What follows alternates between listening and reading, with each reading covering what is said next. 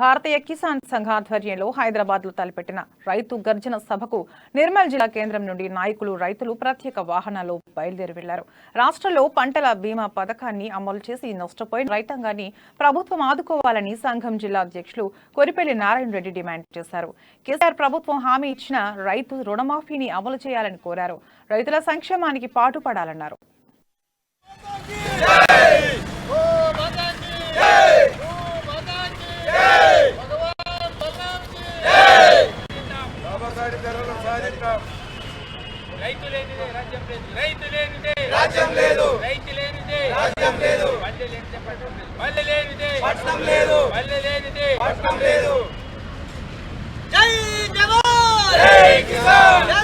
రైతుల యొక్క సమస్యల గురించి మనం శివగర్జన అని ఒక ప్రోగ్రాం పెట్టుకొని సికింద్రాబాద్ పరేడ్ గ్రౌండ్స్లో మన ఉద్యమము 50,000 రైతులతో మన యొక్క డిమాండ్స్ ప్రభుత్వంకు మనం ఎన్నిసార్ల నుంచి చెప్తున్నా కూడా కావడం లేదు.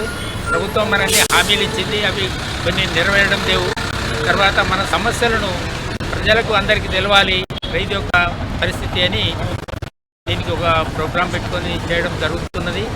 ఈ రుణమాఫీ ఇటువంటి మనకు డిమాండ్తోని